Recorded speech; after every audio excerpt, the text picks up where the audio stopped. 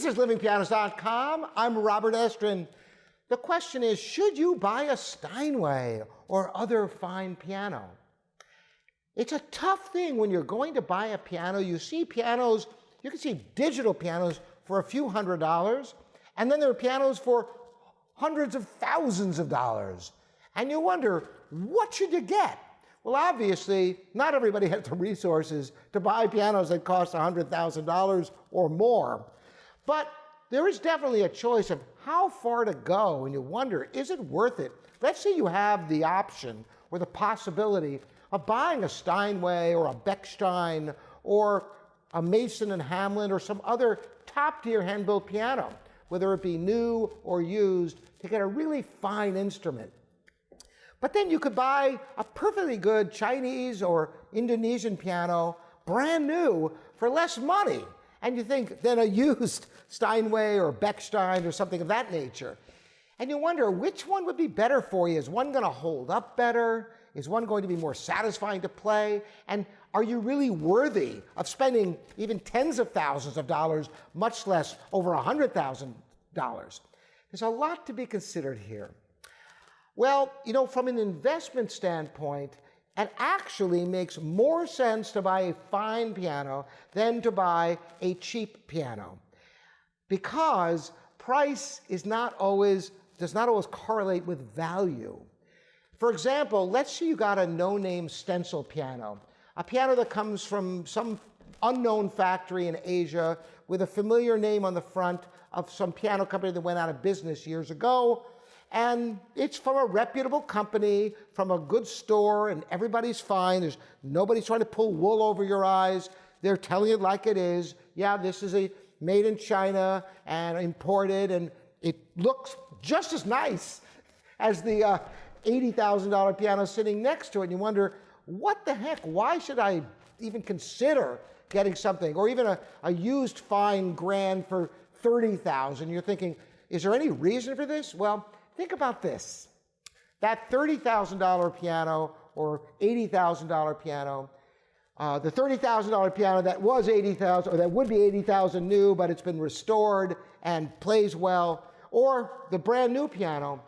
These are instruments that, because of their intrinsic value, they're worth rebuilding. That's why you see a lot of rebuilt Steinways out there, and Mason and Hamlins, and Blüthners, and other really fine pianos, because the cost of a new one is so great, it's worth rebuilding. If you buy a brand new baby grand, let's say for $10,000, and there are some, I believe, in close to that price range anyway. I know things have gotten a little bit more expensive lately, but let's say you get a piano in that roughly in that price range.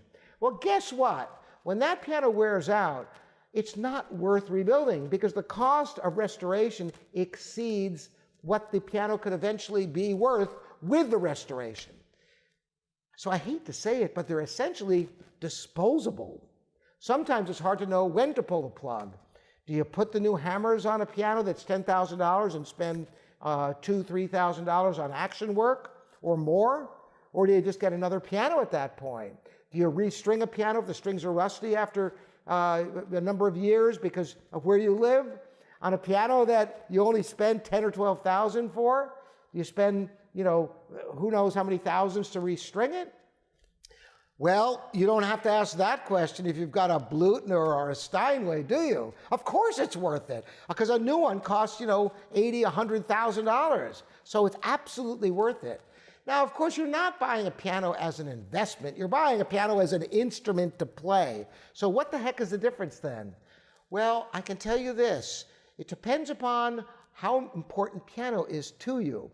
If you're an advanced player, obviously a piano that's on a higher level with proper preparation, because any piano requires maintenance.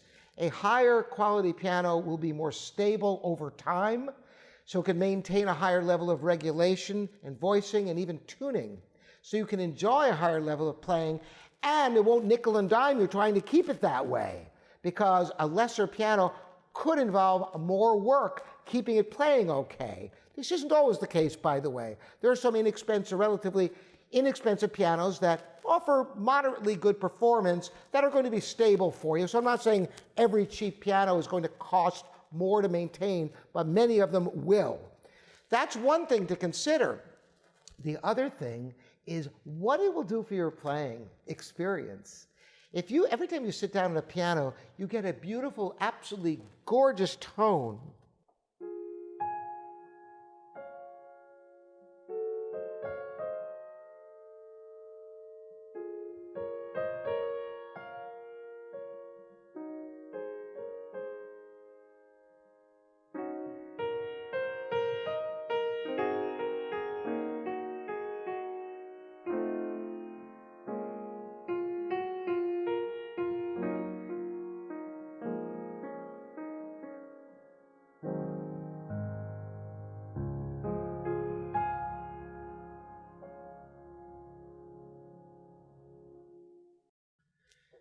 You're going to want to play more.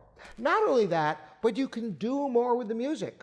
One of the benefits of having a really high quality piano is the expressive potential of the instrument. There are more gradations of loud and soft and colors of tone that are capable from being able to play softer than a lesser piano where the notes will start dropping out because the action isn't refined enough to do what you just heard here.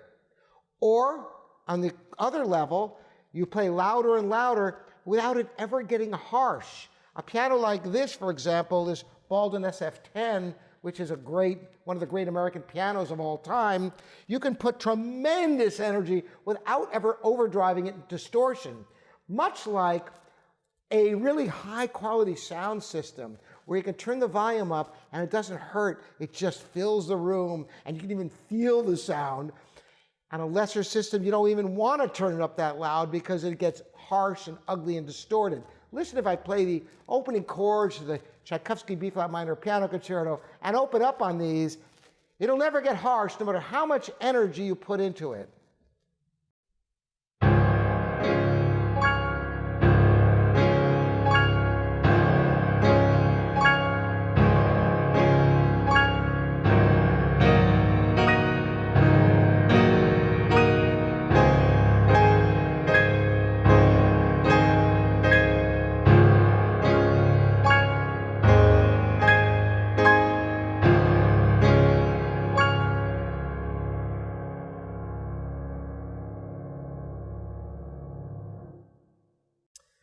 And I probably put even more energy into that than is necessary, maybe even more than I would in a performance. Although, when you're bouncing with an orchestra, sometimes it's necessary. But you notice, it doesn't ever clip. You never have that distortion. It just opens up with beautiful, rich sonorities. So, what level piano should you buy? Well, I would say, depending upon your resources, because you certainly don't want to stress yourself getting a piano and then not being able to buy food.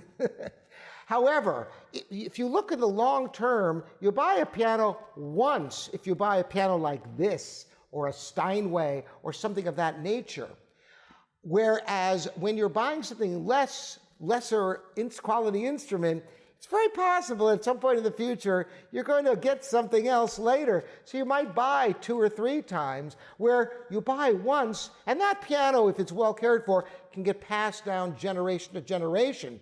So from a monetary standpoint, it's an investment rather than an expense. And you get to enjoy the sound and the beauty of a fine instrument. So is it worth it to get a Steinway or other top-tier piano? It absolutely can be. Now, sometimes I hear parents with their kids and they want to buy a piano for their children. They say, well, I don't want to get anything too expensive. I don't know if they're going to stay with it. And some of them just buy keyboards, and what they're doing is setting up the kids for failure, because the keyboard is not going to be satisfying at all. And if it's not a weighted action, they're setting their kids up for failure at the lessons. So you've got to get at least a good enough instrument that it's going to be rewarding and worthwhile to play, and prepare to play other pianos, which is the other big point. If you get serious at all and you get to play in recitals, you get to play at your school or play at church or any place, you're probably going to be playing fine pianos at some point along the way. If you've never driven a sports car and you've always had a little econo box, you might not have any idea how to drive it. But the converse is certainly true. If you know how to drive a fine automobile, you're going to be able to drive anything that runs okay. So that's the lesson for today. There are many good reasons to get a good piano. The most important is you're going to enjoy it more. And it's good investment, so you can justify it for yourself. So yes, go out and get a Steinway. You'll never regret it. Once again, I'm Robert Estrin. This is livingpianos.com, your online piano resource. And you can subscribe here on Living Pianos and YouTube. Thanks so much for joining me. We'll see you next time.